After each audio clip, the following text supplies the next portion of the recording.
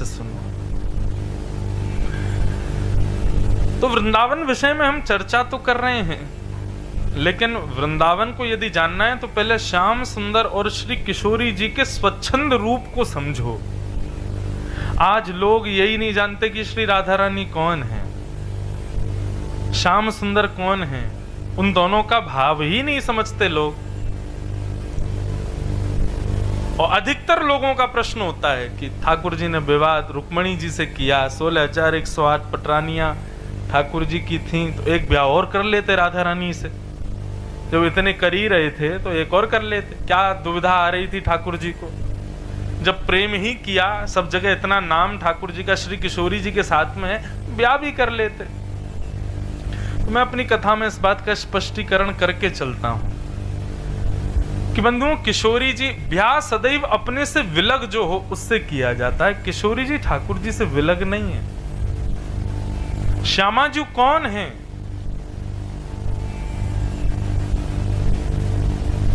श्री ठाकुर जी का ही प्रतिबिंब स्वरूप हैं श्री किशोरी जी। रुक्मणी आदि पटरानी, इनके विषय में प्रसंग आता है कि एक बार कुरुक्षेत्र में सूर्य ग्रहण का समय था और सारे द्वारिका के लोग यज्ञ के लिए कुरुक्षेत्र गए थे, और उसी समय कुरुक्षेत्र में ब्रज वृंदावन के लोग भी आए थे, ब्रजवासी जन भी आए थे। तो जब द्वारिका के लोगों को पता चला कि हमारे द्वारिकाधीश का वृंदावन यहाँ आया है, वैसे आज भी द्वारिका में ब्रजवासी पहुंच जाए तो द्वारिका के लोग बड़े प्रसन्न होते हैं, और हम जैसे पहुंच जाए शैतान ब्रजवासी तब तो पूछो ही मत। मैं तो द्वारिका साल भर में 3-4 बार जाता हूं, और बताऊं आपको सत्य बात, वहां के पुजारी जी अपने चित्रांग जी, उनको भी पता है और वहां के कई लोगों को पता है, मैं द्वारिकाधीश का विशेष रूप से दर्शन या तो संध्या आरती में करता हूं या फिर श्रृंगार आरती में करता हूं। उसके पीछे भी कारण है, और कारण पता है क्या है? क्योंकि केवल संध्या और श्रृंगार आरती में ही द्वारिकाधीश वंशी धारण करते हैं, मुरली धारण करते हैं। बाकी के समय सब गुजरात के लोग वंशी दूर रखते हैं हमारे ठाकुर जी से। क्यों? कहीं बंशी देखेंगे तो कहीं ब्रज की याद नहीं आ जाए इनको, इसलिए हमारे ये विनोद की बात है। लेकिन उस समय ठाकुर जी मुरली मनोहर है, भले ही द्वारिकाधीश हैं, राजाधिराज हैं, लेकिन हमारो लाला तो वंशी जब धारण करे ना तभी भाव आवे वाकु देखवे में। अच्छा, ब्रजभाषा आपको समझ में आएगी? मुझे तो हिंदी बोलने में डर लग रहा है, लेकिन ब्रजभाषा अगर बोलूं बीच बीच में तो समझ पाओगे ना। तो हम ब्रजवासी ने तो लाला को मुरली मनोहर रूप में ही देखवे में भावे हमें तो कई बार हम द्वारिकाधीश का दर्शन करने जाते हैं और वहां जय जयकार होती, राजाधिराज महाराज वसुदेव नंदन रुक्मणी रमण श्री द्वारिकाधीश की, रण छोड़ राय भगवान की, कृष्ण कन्हैया लाल की। लेकिन हम ब्रजवासी बड़े चतुर हैं, मैं जब जब द्वारिका जाता हूं हम जोर से बोल देते हैं, बोल वृषभानु के जमाई की। वृषभानु जी कौन? श्री राधा रानी के पिताजी और उनके जमाई कौन? ठाकुर जी। तो अभी पिछली बार जब मैं गया था, ध्वजा का ही कार्यक्रम था, तो 56 भोग हमारे लाल जी मनोरथी थे, हमारे गिरधर लाल जी, उनकी तरफ से जब मनोरथ हुआ तो सब जय जयकार हुई। अंत में मैंने जोर से बोला, वृषभानु के जमाई की जय। तो चित्रांग जी बोले, नहीं ये नहीं बोल सकते आप, हमारी रुक्मणी जी रूठ जाएंगी, हमारी सब पटरानियां रूठ जाएंगी। मैंने कि सब रूठ जाएंगी लेकिन लाला तो खुश है जाएगा। मैंने कहा हमारा ठाकुर जी तो खुश है जाएगा, और रूठे भले रूठे तुम मत रूठो मालाधारी, हम तो उनको प्रसन्न करने आए हैं। अब कोई वृषभानु के जमाई की जय द्वारिकाधीश में बोलते तो मैं सत्य बता रहा हूं, द्वारिकाधीश आंख मूंद के बैठे रहते हैं पूरे दिन। लेकिन यदि कोई वृषभानु के जमाई की जय बोलते जोर से तो द्वारिकाधीश की भी आंखें खुल जाती होंगी, बोले कौन आया भैया, धीरे बोलो रुक्मणी सुन लेगी पीछे। तो प्रसंग आता है कि सब द्वारिका के लोग गए कुरुक्षेत्र, उस कुरुक्षेत्र में हमारे सब ब्रजवासी भी गए थे, तो सब द्वारिका के लोगों ने मन बनाया, बोले कि अरे ब्रजवासी आए हैं, हमारे ठाकुर जी के सब प्रिय ब्रजवासी आए, चलो दर्शन करके आते हैं। सब दर्शन कर रहे थे, ये नंद बाबा हैं, यशोदा जी हैं, रोहिणी जी हैं, ये है, सबके दर्शन हो रहे थे। लेकिन कृष्ण पटरानियों को एक प्रलोभन था, बोले राधा रानी आई हैं, ये द्वारिकाधीश उनका बहुत स्मरण करते हैं, बहुत चिंतन करते हैं, देखो तो सही है राधा रानी है कौन? तो कृष्ण पटरानी आए हैं, सबको अपने रूप का तो भाव है ही है कि हम बहुत त्रिलोकी सुंदरी हैं। सब अपने सौंदर्य का भाव लेकर के हमारी श्री जी को, हमारी श्यामा जी को देखने के लिए गए। अच्छा एक बात और बताऊं, गुजरात में वृंदावन रसामृत करा तो रहे हो आप, लेकिन ऐसा नहीं हो कहीं दो पक्ष बट जाएं, ये वृंदावन वाले और ये द्वारिका वाले, क्योंकि हमारे यहाँ तो श्यामा जू वही, हम तो ये तक कह देते हैं हमारी माई श्यामा जू को राज, जाके अधीन सदा ही सांवरो, या ब्रज को सरताज, हमारे माई श्यामा जू को राज। द्वारिका में नहीं हो सकती है वृंदावन रस चर्चा, कच्छ में फिर भी संभव है, द्वारिका में तो मेरी कभी कभी जोर से लड़ाई हो जाती है वहां के पुजारियों से। अच्छा ऐसा कुछ नहीं कि बहुत जोर से वैसा होती है, प्रेम भाव में ही होती है, उसको प्रणय कलह, प्रेम भरी नोकझोंक होती है। वो कहते हैं कि तुमने हमारे लाला को केवल माखन मिश्री के पर रखा, हमने तो यहाँ 56 भोग धराए। मैंने कहा ये भाव रखो कि हमने लाला तंदुरुस्त करके भेजा द्वारिका, माखन मिश्री खिला के बढ़िया भेजा, तभी लड़ पाया राक्षसों से। ऐसे चलती रहती है वहां। तो सब कृष्ण पटरानियां राधा रानी का दर्शन करने गईं, और जैसे ही शिविर में प्रवेश किया, सबको अपने रूप का अभिमान कि हम बड़ी सुंदर हैं, त्रिलोकीनाथ द्वारिकाधीश हमारे पति परमेश्वर हैं, ये राधा रानी क्या बेके हमारे सामने, देखें तो सही। और जैसे ही अंतःपुर में प्रवेश किया, परम सुंदरी मृगनयनी मुस्कुराए तो मानो ऐसा लगे मोतियों जैसे मुस्कान, ऐसे घुंघराले केश, इतने सुंदर वस्त्र कि रूप की उपमा सुनाई नहीं जा सकती। कमल को हटाओ और उस कन्या को रखो, इतनी सुंदर। उस रूप को देख करके कृष्ण पटरानियों ने यह तो मन में विचार कर लिया कि भाई हम कुछ नहीं है इनके आगे। रुक्मणी आदि पटरानियों ने प्रणाम किया, बोले हमारा प्रणाम स्वीकार करो हे श्यामाजू, हे वृषभानु नंदिनी, हे श्री राधा रानी, हम सब कृष्ण पटरानी हैं, हमारा प्रणाम स्वीकार करो। उस युवती ने रुक्मणी जी को उठाया, बोले कि रुक्मणी जी मैं राधा रानी नहीं हूं, मैं उनकी दासी हूं, राधा रानी तो भीतर बैठी।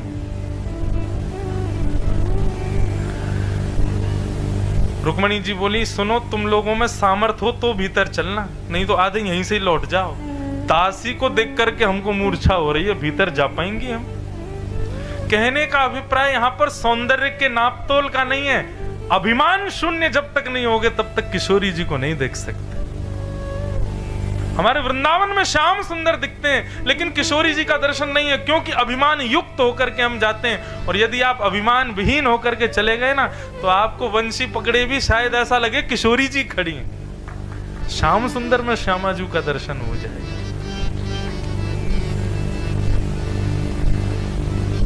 और स्थिति ये कि जब रुक्मणी जी भीतर प्रवेश करती हैं तो और सुंदर एक कन्या का दर्शन हुआ। प्रणाम करते हुए कहा आप राधा रानी हैं? बोले नहीं, मैं भी दासी हूं, और अंदर जाओ। और अंदर गए, कम से कम 7 कन्याओं का दर्शन किया, और पहली वाली से अगली वाली उससे दुगनी सुंदर होती है। स्थिति यहां तक पहुंच गई कि रुक्मणी जी ये भी भूल गई कि मैं रुक्मणी हूं। जब इस परिणति में पहुंच गई तब भीतर प्रवेश किया। असंख्य सुंदरी नारियां चारों तरफ बैठी थीं, और मध्य में तप्त कांचन गौरांगी, बिल्कुल कंचन जैसा वर्ण, मानो जैसे चंद्रमा चमक रहा हो, चंद्रमा भी लज्जित हो जाए, ऐसी सुंदरता को बिखेर रही। परम सुंदरी, परम सुकोमला, कृष्ण और धारिणी श्री किशोरी जी बैठी हैं। रुक्मणी जी की स्थिति ये हुई कि किशोरी जी को देखते ही 3 दिन तक मूर्छित पड़ी रही वहीं। और जब होश आया, जैसे तैसे जल का छिड़काव करके रुक्मणी जी को होश आया और रुक्मणी जी ने पीछे मुड़ करके देखा तो फिर से किशोरी जी को देख लिया और फिर 3 दिन के लिए मूर्छित हो गए। तब चरण में प्रार्थना करते हुए अपनी चरण शरण रहने की आज्ञा मांगी। ऐसी हैं हमारी श्यामा जी, ऐसी हैं हमारी किशोरी जी। कभी कभी मन में भाव आता है कि जीव का कल्याण हो सके, इसलिए ठाकुर जी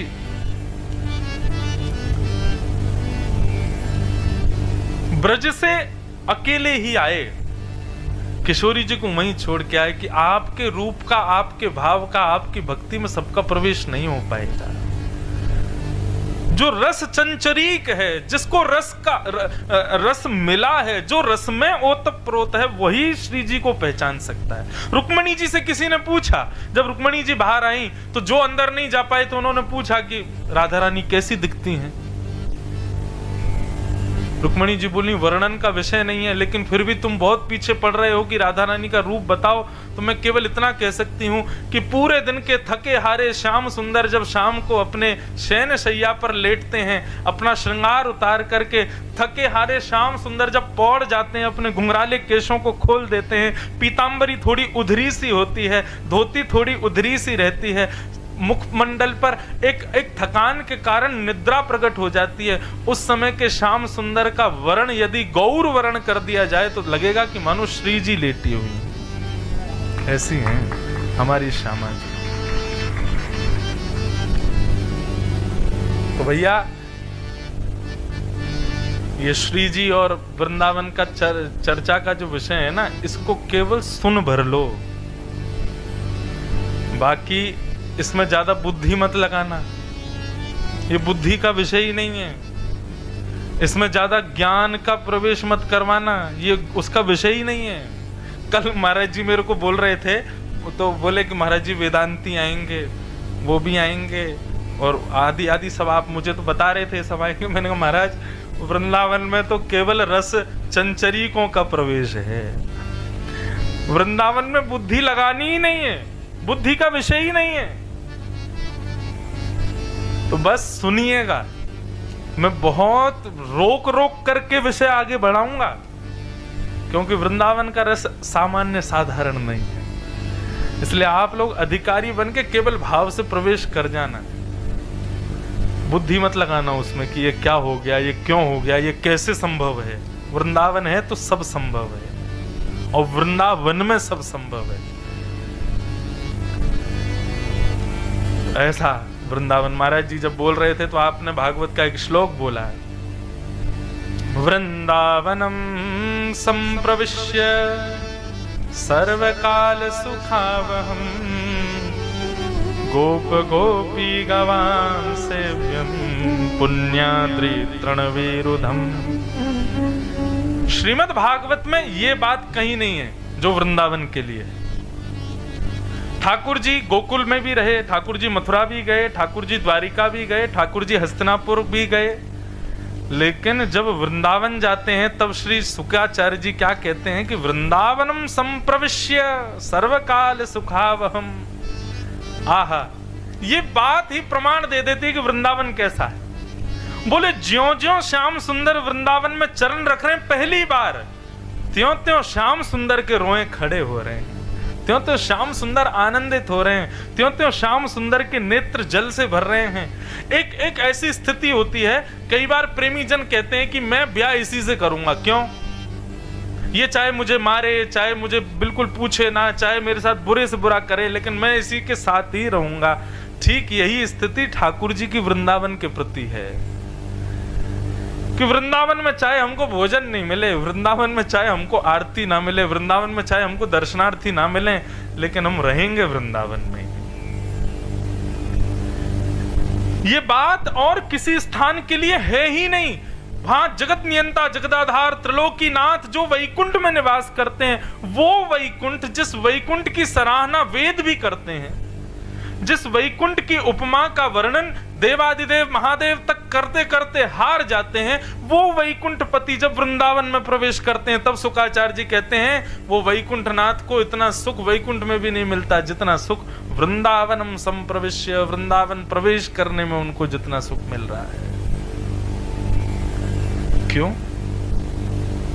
ऐसा क्या है वृंदावन में जो श्याम सुंदर को इतना प्रिय है, जो हमारे ठाकुर जी को इतना आकर्षित कर रहा है, जो त्रिलोकीनाथ, जगत नियंता, जगदाधार, जिसको जो किसी के अधीन नहीं है, जिसको किसी के अधीन रहने की आवश्यकता भी नहीं है, ऐसे वो त्रिलोकीनाथ वृंदावन आकर के इतने प्रसन्न क्यों हो रहे हैं?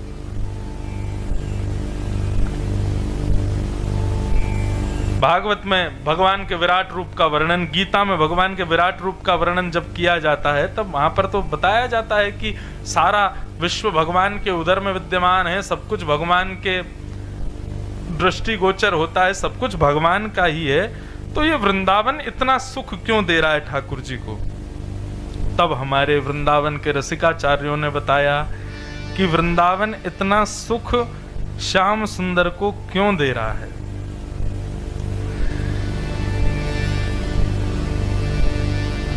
और इस भाव को कहते हुए रसिक जन कहते हैं कि वृंदावन ब्रह्मा ने नहीं बनाया है।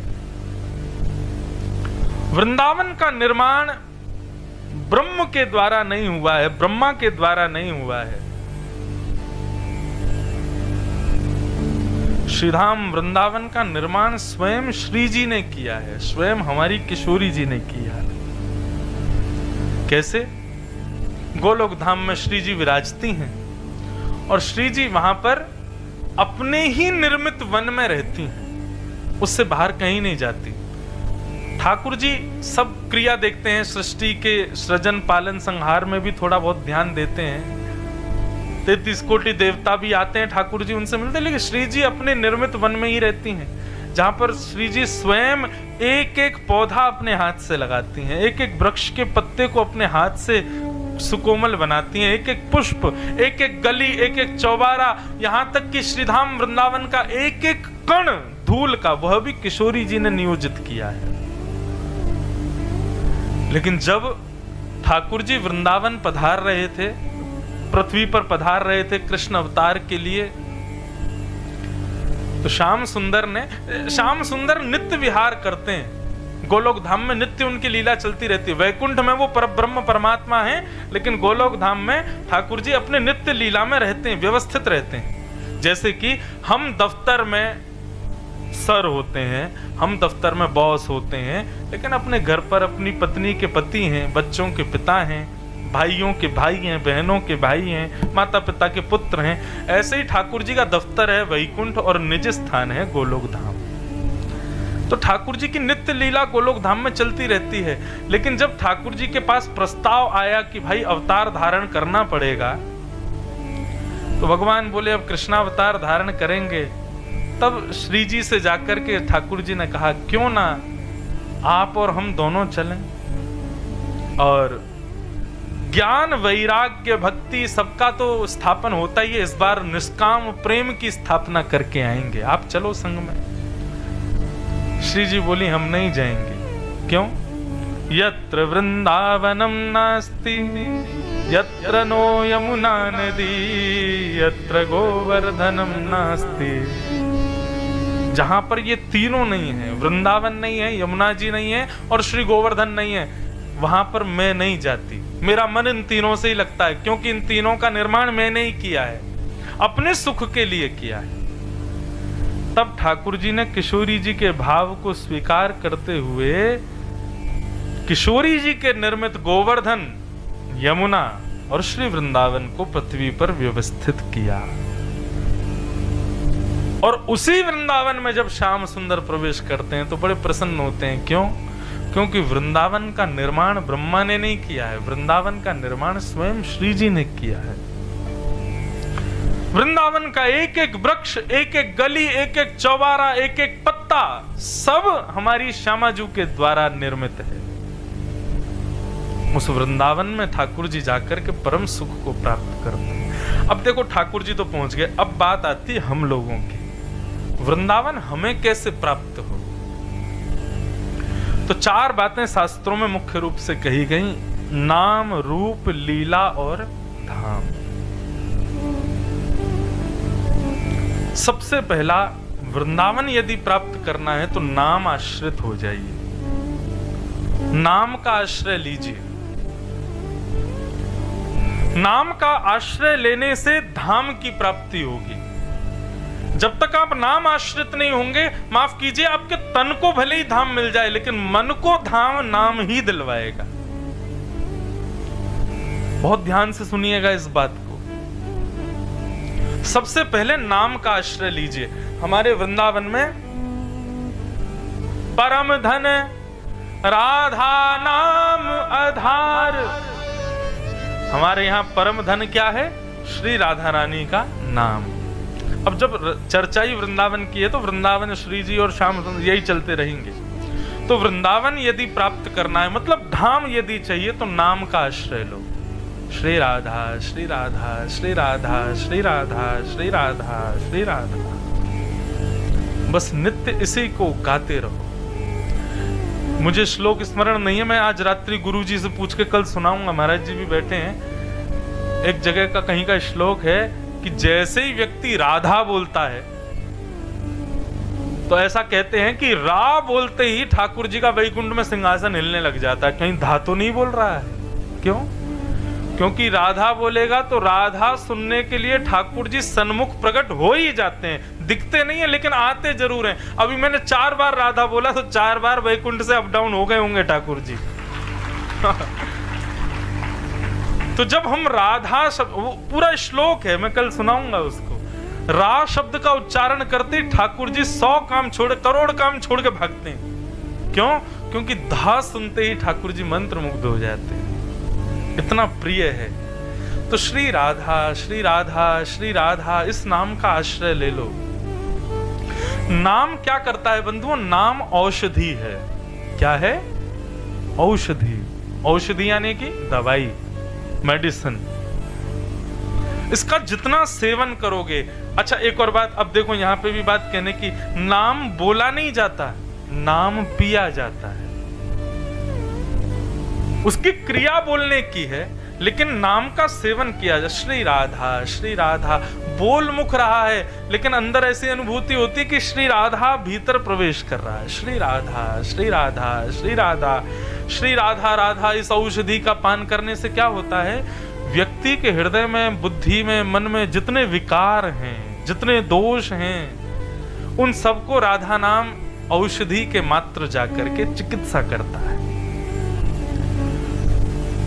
व्यक्ति यदि रोगी है और विशेष रूप से अगर कोविड उसको हो रखा है तो वो प्रतिबंधित है, उसको सब जगह ले जाने का अधिकार नहीं, यहाँ तक कि कमरे से भी निकलने का अधिकार नहीं है। घर के लोग भी उसको कमरा में बंद करते हैं, बाहर मत आना। क्यों? तुमको रोग हो रखा है। ठीक उसी प्रकार जब हम रोग से ग्रसित हैं, सांसारिक रोग, सांसारिक व्यसन, सांसारिक भोग विलास, ये सब रोग हमको लगे हैं, तब वृंदावन जाने का अधिकार हमको नहीं होता। शरीर से भले ही हम चले जाते हैं लेकिन हमारी अटेंडेंस नहीं होती वहां पर। इसलिए वृंदावन जाने से पूर्व श्री राधा श्री राधा श्री राधा नाम का आश्रय लो। नाम का आश्रय जब हम लेंगे तो नाम आश्रय से विषाद, हमारे हृदय के रोग, हमारे हृदय की दूषितताएं दूर होंगी। उसके बाद तन भले ही ना जाए लेकिन मन वृंदावन पहुंच जाएगा। मन का उपस्थित होना वृंदावन में बहुत अनिवार्य है। तो सबसे पहले नाम का आश्रय लो। हमारे यहां सबने यही कहा कि नाम आश्रित हो जाओ। अंत में निकला यह परिणाम, राम से बड़ा राम का नाम। ये तो हम कथा में सुनाते ही हैं। श्री ठाकुर जी से भी बड़ा श्री राधा जी का नाम है, ठाकुर जी का नाम है। वृंदावन उपासकों को श्री राधा नाम आश्रित होना चाहिए। नाम दिलाता है